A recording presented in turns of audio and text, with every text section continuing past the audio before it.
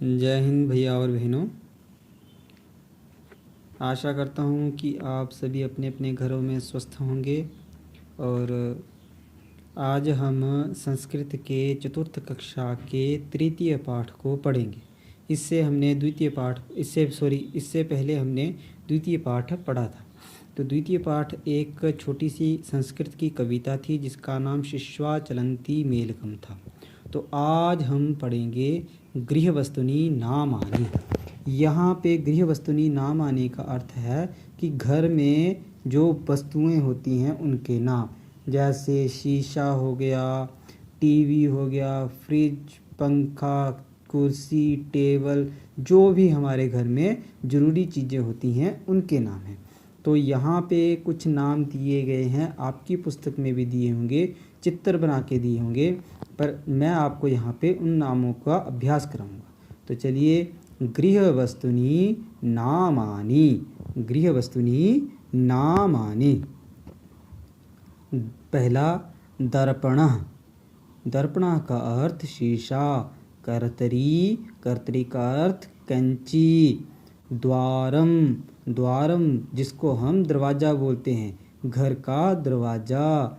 द्विचक्रिका, द्विचक्रिका का हमने पढ़ा है वाहनों के नाम में। द्विचक्रिका का अर्थ होता है साइकिल।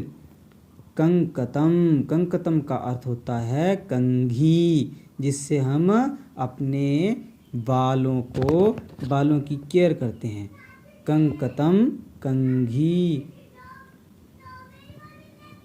आसंदः, आसंदः का अर्थ होता है, पढ़ा है ये भी हमने, कुर्सी। लेखनी, लेखनी का अर्थ होता है पेन। विद्युत द्वीपः, विद्युत द्वीप का अर्थ होता है बल्ब, यानी कि जिससे हमें रोशनी मिलती है। माला, माला का अर्थ होता है जिससे हम मूर्ति का श्रृंगार करते हैं या अपने घर की सजावट करते हैं। वातायनम, बात एक होता है वातावरण, एक है वातायनम और एक होता है यातायान। तो यहाँ पे लिखा है वातायनम। वातायनम का अर्थ होता है खिड़की, खिड़की, घर की खिड़की। छुरिका, छुरिका का अर्थ है चाकू, जिससे हम फल और सब्जियां काटते हैं। पर्यंकतः, पर्यंकतः का अर्थ होता है गद्दा, जिस पे पर्यंकतः का अर्थ होता है बिस्तर या गद्दा। इसके अब शब्दार्थ। दर्पणः शीशः, दर्पणः का क्या अर्थ होता है? शीशा। कर्तरी कैंची। द्वारम द्वार। द्विचक्रिका साइकिल। कंकतम कंघा। आसंदा कुर्सी। लेखनी कलम, कलम या पेन। विद्युत दीपा बल्लभ। माला माला। वातायनम झरोखा, झरोखा या खिड़की। छुरिका चाकू। पर्यंकतम पलंग, पलंग या बिस्तर या चारपाई। अब इसके अभ्यास प्रश्न। पहले आपको वहाँ पे पहले अभ्यास प्रश्न में कोष्ठके चित्रम स्थाप्यतु, वहाँ पे आपको छोटे छोटे बॉक्स बने हुए मिलेंगे। तो वहाँ पे आपकी बुक में जहाँ पे ये बॉक्स बने होंगे उसके सामने चित्र होंगे।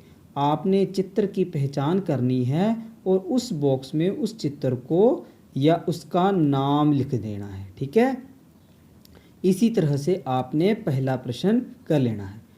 प्रश्न नंबर 2, उचित मेलनम कुरु। वहाँ पे बुक में चित्र बने होंगे और वहाँ पे नाम दिए होंगे। तो आपको पता है कि मिलान कैसे करते हैं, उसी तरह से आपने उनका मिलान कर लेना है। तो ये हो गया हमारा प्रश्न नंबर 2। अब प्रश्न नंबर 3, गृहोपयोगी 10 वस्तुनि नामानि लिखतु। जो घर में उपयोग होने वाली 10 वस्तुओं के हमने नाम लिखने। आपने वहाँ पे छोटे छोटे ऐसे खालिस्तान बने होंगे, आपने उन खालिस्तानों में प्रश्न नंबर 3 जो है उन खालिस्तानों में आपने 10 घर की वस्तुओं के नाम लिखने हैं जो हमारे घर में उपयोग की जाती है। अब इसका प्रश्न नंबर 4, निम्नांकित वस्तुनि कार्यम लिखतु। वहाँ पे कुछ वस्तुओं के नाम दिए होंगे और उसके सामने खालिस्तान भी बने होंगे। तो कर्तरी का क्या काम होता है? जो कैंची होती है वह सीजर, वो क्या करती है? जो सीजर होती है उससे कपड़े काटे जाते हैं या हम ड्राइंग या पेपर उससे हम काटते हैं। छुरिका जो चाकू होता है उससे हम क्या करते हैं? उससे हम फल और सब्जियां काटते हैं। आपने इन सभी चीज़ों का जो काम है वो आपने उसके सामने लिखना है। कंकतम कंघा, कंघे से हम क्या करते हैं? कंघे से हम अपने बालों को संवारते हैं। विद्युत द्वीप, बल्लभ से हम क्या करते हैं? बल्लभ हमें क्या देता है? बल्लभ हमें प्रकाश देता है। इस तरह से आपका यह जो प्रश्न पाठ नंबर 3 जो पाठ है यह आपका पूर्ण हुआ। तो आपने 3 पाठ में ग्रह वस्तुओं के जितने भी नाम हैं आपने यह नाम याद कर लेने हैं और इसके अभ्यास प्रश्न जो हैं आपने अपनी अपनी बुक में उतार लेने हैं और इसका अभ्यास आपने अपनी अपनी रफ नोटबुक में करके देखना है। धन्यवाद।